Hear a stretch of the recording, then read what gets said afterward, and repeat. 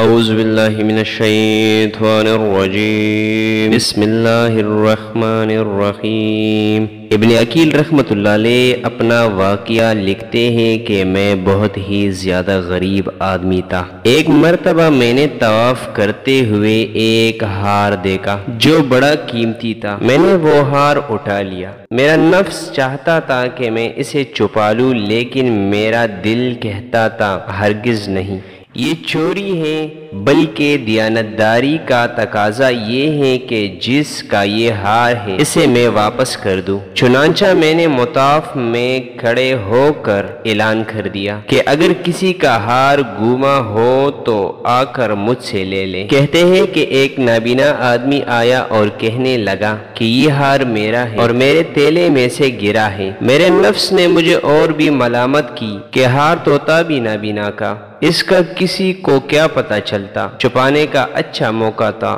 مگر میں نے وہ ہار اسے دے دیا۔ نابینا نے دعا دی اور چلا گیا۔ کہتے ہیں کہ میں دعائیں بھی کرتا تھا کہ اللہ میرے لیے کوئی رزق کا بندوبست کر دے، اللہ کی شان دیکھے۔ میں وہاں سے ہلا آ گیا، یہ ایک بستی کا نام ہے۔ وہاں کی ایک مسجد میں گیا تو پتہ چلا کہ چند دن پہلے امام صاحب فوت ہو گئے۔ لوگوں نے مجھے کہا کہ نماز پڑھا دو۔ جب میں نے نماز پڑھائی تو انہیں میرا نماز پڑھنا اچھا لگا۔ وہ کہنے لگے تم یہاں امام کیوں نہیں بن جاتے؟ میں نے کہا بہت اچھا۔ میں نے وہاں امامت کے فرائض سر انجام دینے شروع کر دی۔ تھوڑی دنوں کے بعد پتہ چلا کہ جو امام صاحب پہلے فوت ہوئے تھے ان کی ایک جوان سال بیٹی ہے۔ وہ وصیت کر کے گئے تھے کہ کسی نیک بندے سے اس کا نکاح کر دینا۔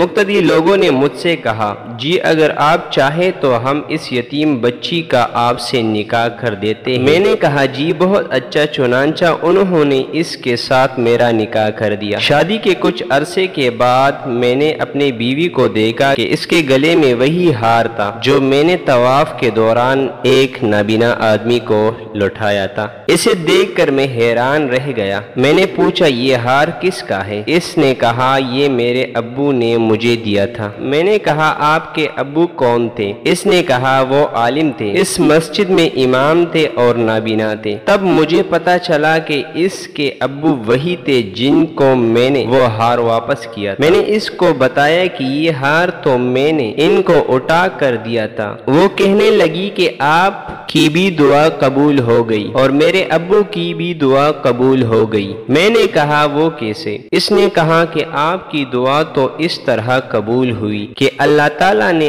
آپ کو گھر بھی دیا، گھر والی بھی دی اور رزق بھی دیا، اور میرے ابو کی دعا اس طرح قبول ہوئی کہ جب وہ ہار لے کر واپس آئے تو وہ دعا مانگتے تھے کہ اے اللہ ایک امین دیانتدار شخص نے میرا ہار مجھے لٹایا ہے، اے اللہ ایسے ہی امین شخص میرے بیٹی کے لیے خاوند کے طور پر عطا فرما دے۔ اللہ تعالیٰ نے میری باپ کی دعا بھی قبول کر لی اور آپ کو میرا خاوند بنا دیا۔ تو مخلص بندے کا کام اللہ تعالیٰ کبھی رکنے نہیں دیتے، اٹکنے نہیں دیتے، بلکہ اس کی کوشش ہمیشہ کنارے لگا دیا کرتے ہیں۔